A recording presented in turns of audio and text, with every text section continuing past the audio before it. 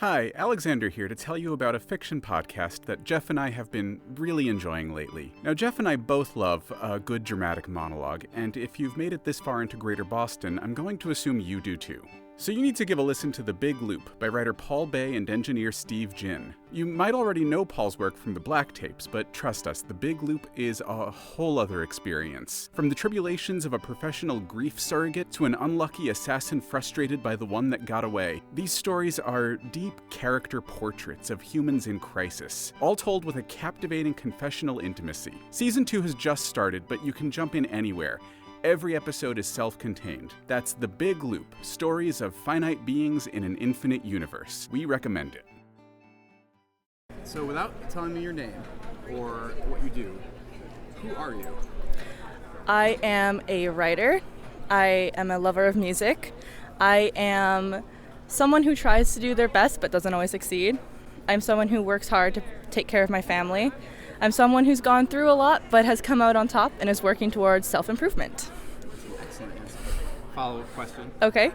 Why do you think you're here? That's something I've actually struggled with a lot. I think I'm here because I'm here to just help people. I'm here to experience life in a way that maybe other people don't, so I can give a new perspective to things. I'm here to live my true self, and even if time gets hard and I feel like giving up, there's always a way out, and there's people who will help me get out, and then I can help other people who've gone through similar things come out as well. Previously, in Greater Boston. What's it feel like to be the man who discovered D.B. Cooper? You're about to get your 15 minutes. What do you plan to do with it? I honestly haven't thought about it at all. All I want to do is go home. I'm sorry, Michael. Keeping you safe seemed like the right thing to do, but then you came up here, and he locked you in and kept you at his mercy. I'm owning up to these crimes on the condition that the man you wrongly arrested in the aftermath is set free. You want it in character voice or in? All right. Malden. Red Dorchester. Somerville. Roxbury. This? Somerville. I've been reviewing my mission my whole life. I live in Milton, Massachusetts. Rosendale. And Dorchester. South This is Brockton. Medford, Massachusetts. Red Line. Dorchester. This is Greater Boston. This week in Greater Boston, episode 25. But perhaps there is a key.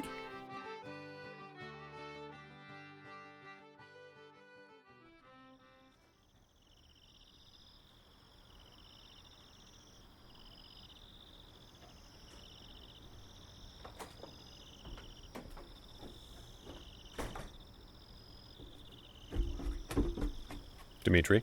Jeez, Leon, what are you doing back there? Waiting for you, obviously. The guest of honor slips away towards grand adventure at the height of his goodbye party, leaving everyone to wonder where he's gone. I anticipated your tendency to give the Irish goodbye. We're Greek.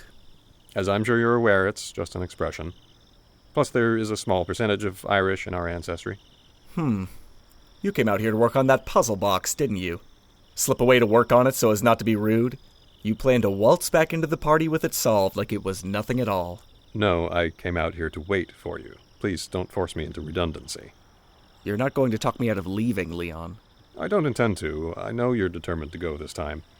Attempts at dissuading you would be a futile waste of time and energy. Then what are you... Nika. You need to say goodbye to Nika. There's no need to. She's not going with you, Demitri. You don't give her enough credit. You think she's too much like you. As do you. We've already discussed a meeting place later on after I catch my bus. She's going to catch up with me in Springfield. She just needs a little more time. I'm telling you, she will not meet you. What makes you so sure? I know her. And I don't. Is that it? You do, to an extent. But your knowledge of Nika is overshadowed by your knowledge of who you want her to be. Has it ever occurred to you that this could be the last time you see her? Come on, Leon. Don't lay this morbid guilt trip on me. Jesus. I'm merely pointing out a fact. Believe me, it irritates me more than you. But consider the suddenness of our mother's demise. Death isn't something that can be scheduled. It just happens.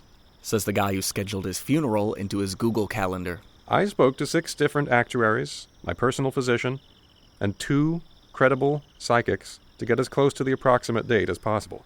It's best to be prepared for these things, even if nailing down specific details is ultimately a futile exercise. It's not like you to be this melodramatic. What happens when she doesn't meet you? How long do you wait for her? How will you react? Will you resent her? Will you blame her? I won't do anything of the kind, because she's coming this time, Leon. I looked into her eyes. I believe her. Well, need to skedaddle off to South Station if I'm going to catch my bus. Good luck with that puzzle box. I'll have it solved by the time you return. Write me, please, so I know you're okay. I will, when I can. And write Nika. We'll write you together. Trust me. She'll be... What? You might as soon enclose the ocean in a small vessel. Leon? Leon? Where'd you go? Might as soon clasp the whole earth in your fist. I can't see you. I can't see. Might as soon halt the movement of the heavens. What the hell is happening? Where did everything go? As described the beatitude of the saints without experiencing them. Why won't you answer me? Why don't... Who are you? You know who I am. The question is... Who are you, Demitri? Mr. Stigmata, you're late. Yes, I'll, Ready to shoot you now. Okay, thank you. I'll be right there. Pick up, please. We're wasting time here. Almost ready. I've stalled them as long as I could. Let's go. Okay. Let's shoot.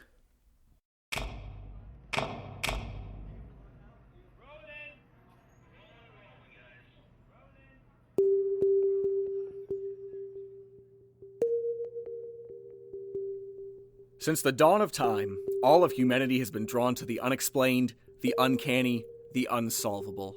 Stonehenge, the Bermuda Triangle, the Loch Ness Monster, Bigfoot, the identity of Jack the Ripper. Why do these mysteries haunt and taunt us so? Why do so many of us stay up late into the night, obsessively poring over clues with nothing but blind hope that they will find the keys to unlock these inexplicable riddles? In 1971, a man hijacked a plane, ransomed $200,000, and then vanished without a trace. That mysterious skyjacker was commonly referred to as D.B. Cooper, and for decades, professional and amateur sleuths alike desperately tried in vain to solve the riddle of his masterful crime and bizarre disappearance. I'm Demitri Stamatis, and I'm the man who found D.B. Cooper.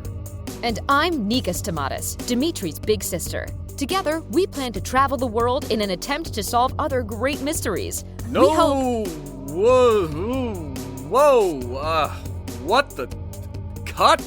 Keep rolling! Just what the hell do you think you're doing? What am I doing? What are you doing? Who's that? I'm Nika Stamatis, Dimitri's big sister. And together, we plan I'm sorry. No. We had an agreement about who was going to play my sister. Nobody was going to play my sister. It was just going to be her. Listen to me, Mr. McStasis. Stamatis. I'm the director of this over-budgeted, under-scheduled goddamn travesty, which means I'm the one who yells cut, not you. Me and the rest of my crew just want to shoot this shit, collect our checks, and make it home in time for pizza night. So if you want to keep being a big-shot Hollywood diva, you go right ahead, but you do it on someone else's set. On my set, we keep rolling till I say so. You got it, Mr. Semantics? Stamatis. Look, I'm a consulting producer on this show, and it's in my contract. My real sister plays my sister, and that's final. All due respect, consult this. We're already behind 3 weeks on this piss-poor, plagiarized Unsolved Mysteries. Give him a break, Spencer. You know, I met Robert Stack once. I was a PA on Airplane. Beautiful man. I bet once his corpse catches wind of this bullshit, he'll spit in his grave so goddamn much the St. Andreas Fault splits open and sends us all to Davy Jones's locker. Sorry, he could be a bit dramatic. He used to be a Scientologist. That's private. Look, kid, here's the deal. The producers hired me yesterday because this shoot is delayed beyond belief. Time is money, and they don't like wasting either. They warned me my co-star might be a bit taken aback, was the term they used about my casting. Fine print on your contract gave you a month to find and cast your sister. A month's passed. It's in the producer's hands now. So, they cast me, and they asked me to smooth things over. So here I am, smoothing. Do I seem smoothed over to you? You're wrinkly as an old folks' home during bath time. Tick-tock, you're wasting my time here. If Nika isn't cast, I'll walk. I'll quit. You walk, and you'll be in breach of contract. Suits will own your ass. What's the deal? Isn't doing this show what you wanted? This was all their idea, the producers. Capitalized on the D.B. Cooper thing. And at first, I laughed it off, turned them down, but my sister... Nika? Yes. Me? Right. No, I mean... Real me? Yes. Let me guess. She always dreamed of being an actress. She used to put on little shows for us in our living room. I would shine 3 taped flashlights on her. I was her spotlight man. So the day after I turned the producers down, I called them back and pleaded with them. I told them I'd only take the job if my sister could be my co-star. So where is she? She's back in Boston. I can't find her. She's missing? No. Before I left, we had an understanding. She was coming with me. But then when I left, she said she needed more time. She said she was going to catch up with me, so I waited for her. She never showed. I was pretty angry, and I haven't talked to her since. How long has it been? A little over 2 years. Shit, 2 years? Yeah. And I figure if I came to her and offered her something, like a part in the show, it might help her forgive me for taking so long. Fuck, dude. That's a lot. Okay. I've got an idea. I think you need some practice. Get it out of your system. Spence, we're ready for take 2. Oh, what? You're calling the shots now, fake Nika? We'll be shooting nothing but the shit all day otherwise. We're still rolling because I never said cut. So whenever you're ready, Your Highness. Start over. Mark 1, take 2. Action! What's happening? Just follow my lead. Over 2 years ago, my brother Demitri came to me and asked me to go on a grand adventure with him. I turned him down, and he hasn't spoken to me since. Until today. Today, we finally reunite. Will there be forgiveness, tears, bitter arguing, shit-hitting proverbial fans? Who knows? The inexplicable riddle. I'm fake Nika Stamatis. I'm not Dimitri's sister, but I play her on TV. Go on. I'm Demitri Stamatis. Do you have anything you want to say to me, Demitri? I don't think this is a good idea. That's it?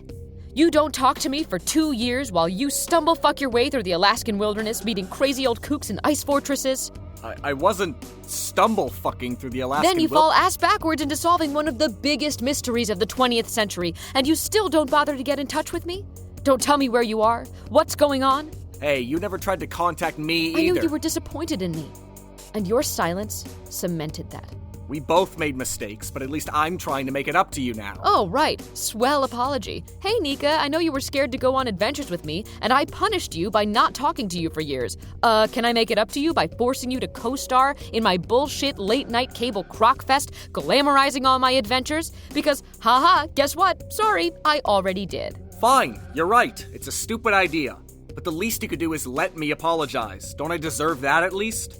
You won't even let me see you. Not you, not Leon, you're both just gone. Well, now you know how that feels. When someone you care about just up and vanishes. But that's not like you two. I mean, Leon, he hates moving. He's been in an apartment forever. And the Red Line is a city now? There's a boycott, the trains hardly move, everything is so different. You take off for 2 years and you expect everything to be exactly the same? What, did you think we were just going to be waiting for you, right where you left us? Of course not, but would it be too much to ask to expect my siblings to miss me? To look forward to me coming back? You know what I think? I don't think it's really that hard to find me and apologize. I'm standing right in front of your face after all, and you haven't said you're sorry. Not once. Stop. You don't really want to apologize. You just still expect one from me. I don't like this. This isn't helping. Apologizing would be too hard for you, wouldn't it? You just used this show as an excuse. And then disappeared back into your own little fantasy, just like last time. Because you were too fucking scared. Shut up! You don't know me and this isn't funny. This is mean and immature, so just shut the fuck up. You're not my sister, and this is a family matter, okay? Okay? Cut. Whew, well, now I know why she might have been scared to go with you. Nice talking to you, little bro. Smoke break, Spence.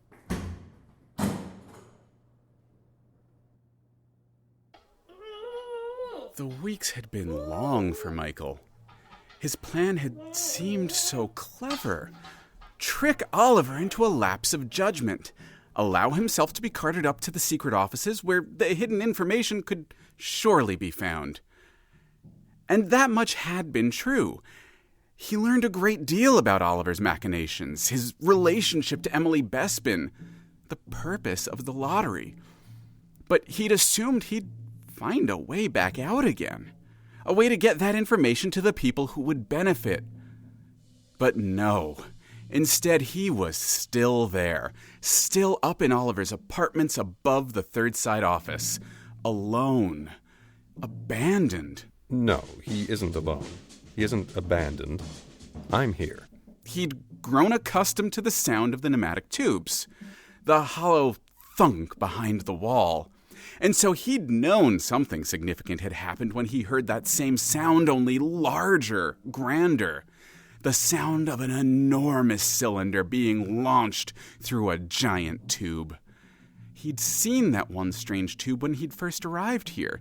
The one with the man-sized canister with the chair inside. Like the old Jetsons people mover. He understood that Oliver had gone. I think we can speed this up. He knew he had his opportunity, his moment to escape. Yes, obviously. The door was locked and reinforced, but he figured out that Oliver, half-assed villain that he is, hadn't reinforced the wall around the door. Michael took a few good runs at the wall and burst right through the sheet. Yes, right. So then he went to the kitchen, cut the ropes around his wrists with a steak knife, and tore the duct tape from his mouth. Ow! And then it was on to the next order of business. Finding a way out. He didn't. That's it. He didn't. That's what you want to boil that entire sequence of events down to. It's the essential information. We don't need to belabor it. There are only two exits. The giant tube, which no longer has a capsule, and the secret elevator, which is locked with a digital passcode. So he's still here. Done. Next bit. There's more to it than just essential information. There's style. There's tone. There's a process. This is my friend. I'm not here to set a tone. I'm here to help. I'm here to take care of him. And that's what I'm going to do. So, I'm sorry to say this so bluntly, but fuck your process. He doesn't need you. He's got me. Really? Really? You know what? All these interruptions, these intrusions, this arrogance, I've had enough. You want to do my job? Fine. But you don't get to pick and choose. You want to do Michael? Then you've got to do all the rest of it too. Knock yourself out. I'm done.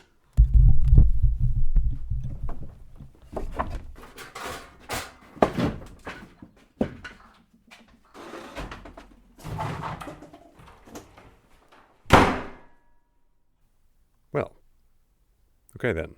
Good. I'm sure it'll be nice to be employed again. Now, Michael, let's see if we can more efficiently get all caught up to where he is today. He broke out of his room, escaped his bonds, tried to find a way out, but failed. After that, he took stock of his resources. He found the notes to Oliver from Autumn and Ada, and quickly pieced together the reasons for Oliver's abrupt abandonment of his command center. He's got a kid. Christ. That poor kid. He took seriously the likelihood that Oliver wasn't coming back. He inventoried the food in the kitchen and found it spare but not barren, enough for a week or two at least.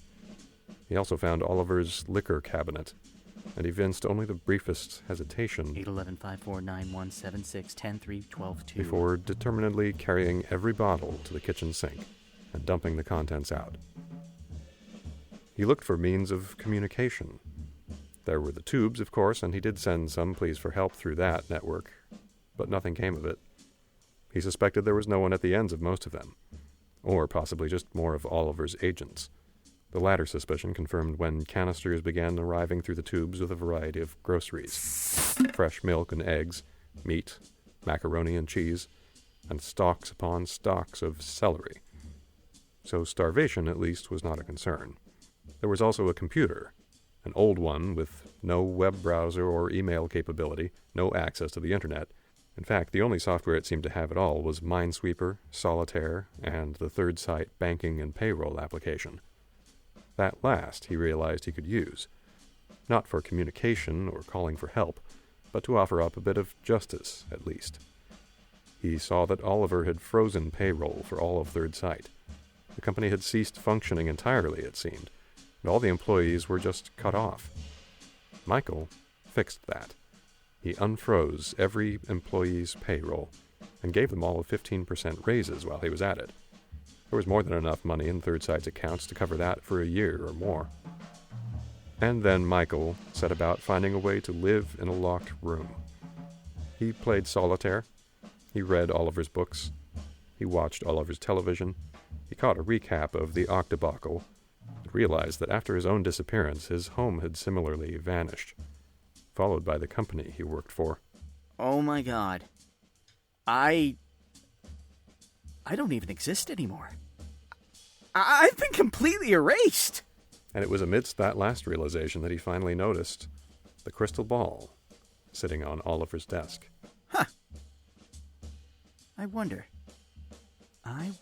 if that's what... He reached out for the crystal, picked it up, and...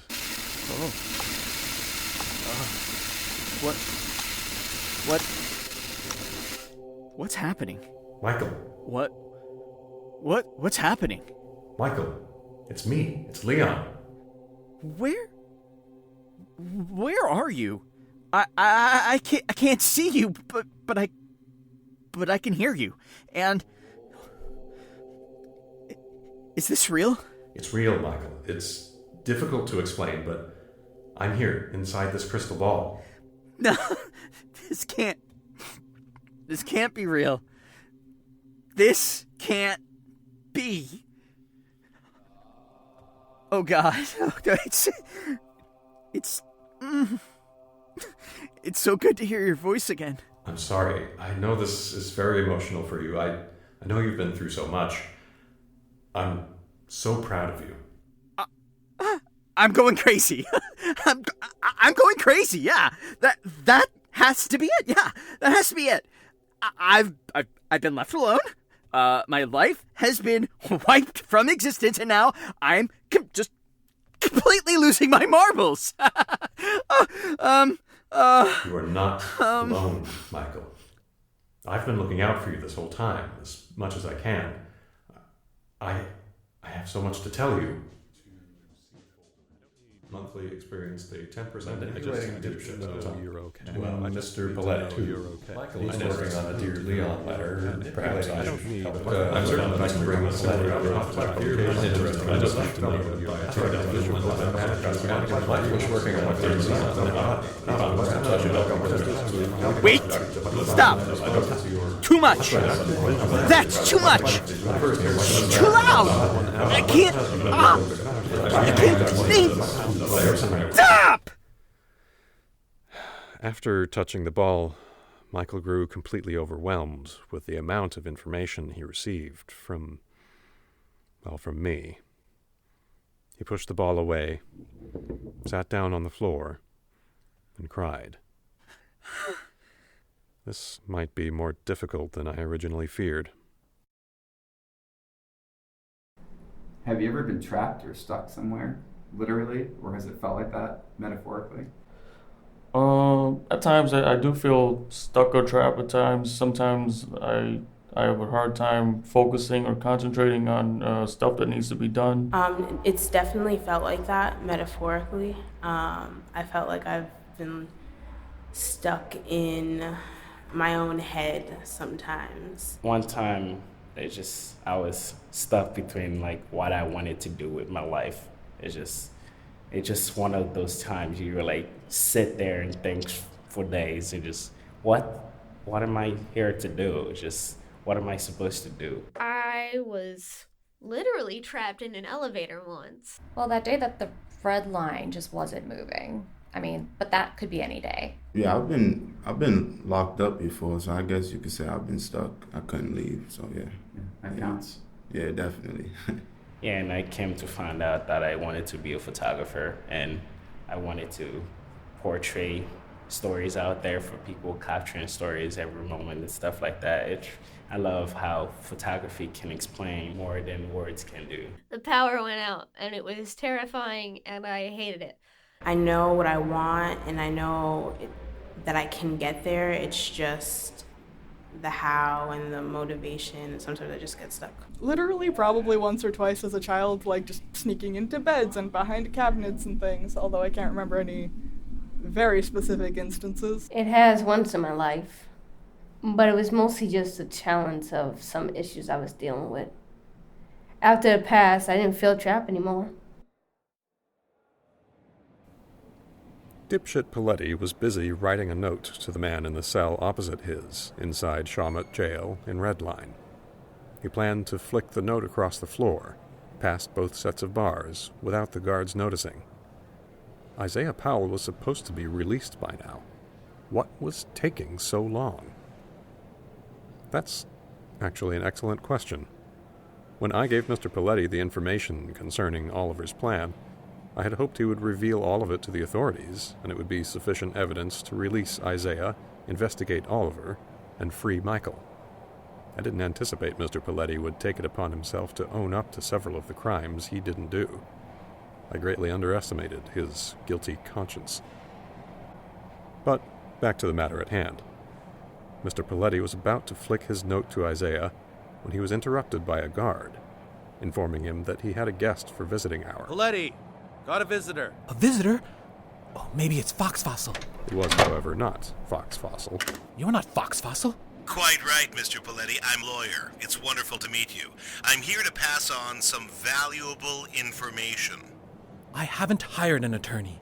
So you haven't. Nevertheless, I think you'll be interested in what I have to say. It involves the land your commune uses in Brookline.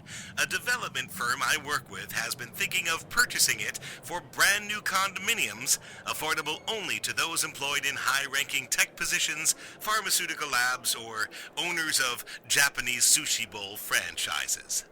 What? Apparently, the land your little group rents is owned by an estranged sister of a deceased local liquor store magnate. The sister currently resides in Wyoming and is unaware of the overall value of local real estate. My firm plans to make her a substantial offer on that land, one which will seem generous to her, but will actually undersell the value by hundreds of thousands of dollars, perhaps even millions. Why would you do something like that, you exploitive, gentrifying vultures? Well, we don't have to, and we won't. We'll leave the land and your commune completely alone. We won't inform your absentee landlord about the, quote, value of her land, unquote. And we won't develop it for maximum profit.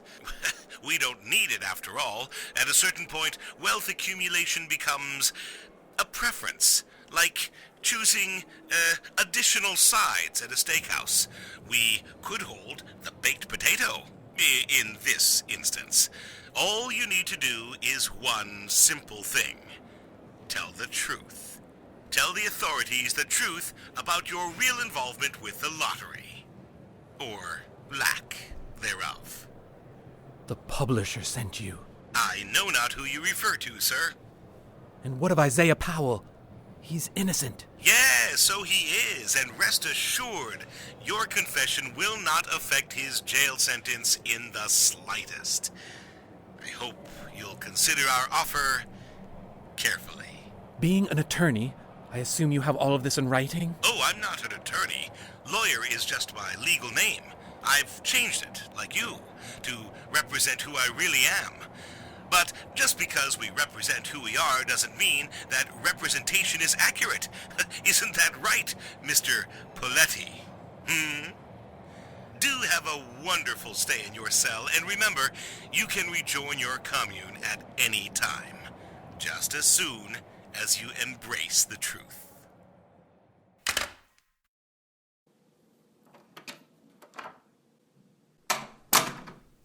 Demitri slipped into his dressing room and slumped down in front of the vanity mirror, exhausted after his first day shooting inexplicable riddles. His head ached, echoing with the sound of the slate board slamming shut. All the takes they did of the same action, same movements, same repeated lines. Repetition, replication, redundancy, setup shot, hit marker, lights, sound, roll film, action, cut, cut, cut. All day he wanted to run through the stage doors, run all the way to the airport, fly back to Boston, vowing not to leave until he was so tired he didn't notice his answering machine. 2 messages. He reached out and pressed.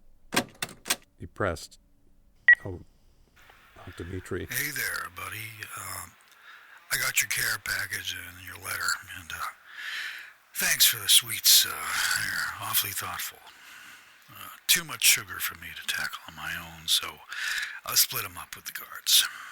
They're good folks, treating me nice, and deserving of a little something extra for their sweet tooths. My sweet teeth, nah, that ain't right. Anyway, they've been looking out for me. Been telling them lots of stories about the war, about Alaska, even about you. Sorry you're having a tough time. You should know I don't got no hard feelings or nothing. This is preferable, to be honest with you. I did a lot of thinking before I let you go, and I thought about just walking away, surrendering. But when a man spends so much time inside his own head, he gets real stubborn. And stubborn men are just prisoners with invisible chains. At least this way, I can talk to folks again. Hopefully, you can soon too. Take comfort that you didn't spend so much time away. What's left of my family is gone, and I never really got to make amends. But you've got time, buddy. You're not frozen in that Alaskan ice anymore. Make the most of it. If you ever find yourself in Oregon again, swing by the penitentiary. Say hello. They say I'm allowed visitors. Only people coming by so far have been the news people. Hang in there and take care. Demitri, I didn't want you to... This message is for Demitri Stamatis. My name is Uriah Connolly, and I own the property at 17 Orchard Street in Cambridge. My current tenants recently returned from a 2-week vacation to find a written contract hand-delivered by you and made out to your sister, accompanied by a note for your brother and my former tenant, Leon Stamatis. I would have given you this news sooner, but they did not bother to inform me of this misunderstanding until they slipped a note into their rent check, which I received yesterday evening. So I just found out that you either don't know, or you're choosing an extremely peculiar way to deal with your grief. What? I wish I could be there with Assuming you. Assuming it's the former, I'm really sorry to be the one to tell you this, and especially in such a crude, informal manner, but your brother, Leon Stamatis, passed away about 1.5 years ago. I don't know much of the details other than the fact that his death somehow involved a roller coaster. No. Several of your attempted correspondents have appeared here since his death. I attempted to contact your sister, but she was impossible to reach. Eventually, a squatter illegally occupying this apartment, a man named Michael Tate, professed friend of your brother, collected your letters. I do not know why your sister or this man Tate haven't bothered to inform you of this tragic news, and I'm deeply saddened that this responsibility has fallen to me. I hope this concludes our correspondence, or in the very least, ends the repeated practice of letters to a dead former tenant plaguing my current tenants. Thank you and God bless. Augustine dreams of Jerome. I wish you weren't alone in your grief. Leon. you or Nika. Leon, Oh God, all this time! Nika! Oh my God! Hey, man, you in there? I can't! I just wanted to apologize about what went down earlier. It was a shitty thing to do. And I'm sorry. It wasn't shitty. It wasn't shitty, you weren't shitty, I was shitty. Whoa, oh, okay. Are you okay? Nika, oh God, I'm so sorry. What? I'm so sorry. I'm sorry about Leon. I wasn't there. Dude, you're kinda... Please, just be her now. Please be her now. I'm sorry. I'm so sorry. Please, be her. Please be her. I mean, what do you... Leon is dead and I wasn't there. My brother. And I wasn't there. I wasn't there for either of them. Okay, shh, okay. It's okay. I'm so sorry. I'm so sorry, Demitri. It's okay. I'm going to forgive you. It's okay. Someday you'll find me again, and I'll forgive you. What did I find? Oh, God. What did I find after all this? It's okay. I'm here. It's okay.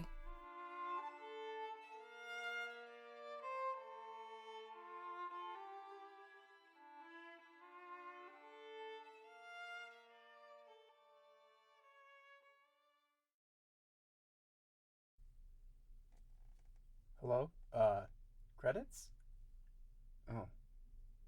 Right, he left.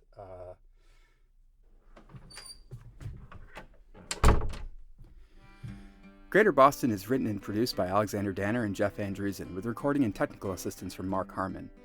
In order of appearance, this episode featured Braden Lamb as Leon Stamatis, James Johnston as Demitri Stamatis, Kristen D. Mercurio as Fake Nika, Alexander Danner as the narrator, James Oliva as Michael Tate, and James Capobianco as Dipshit Paletti. Also featuring Kenny Garcia as Green, Rick Zieff as Lawyer, Greg Shea as Darby, and Ben Flamenhoft as Uriah Connolly. Interviews recorded with Greater Boston residents. Charlie on the MTA is performed by Emily Peterson and Dirk Teedy. Drive the Cold Winter Away performed by Adrienne Howard, Emily Peterson, and Dirk Teedy. Inexplicable Riddles theme by Dave Fernandez. Drums by Jim Johansson. Archibald McDonald of Kepik by Dirk Teedy. Some sound effects and music used from public domain and Creative Commons sources. Episode transcripts will be posted at greaterbostonshow.com. If you enjoy Greater Boston, please consider supporting our Patreon campaign, or leaving us a review on Apple Podcasts, or spreading the word through social media. I was told somewhere not to do that it was bad for the vocal cords, but I'm going to say with vocal cords like mine, you can't damage those. Oh, they're just too precious. Okay.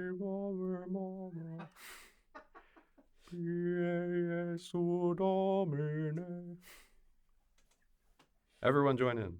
Sorry, that's lovely. I think usually we go the Buddhist monk route, but... Oh. But I love that. Yeah.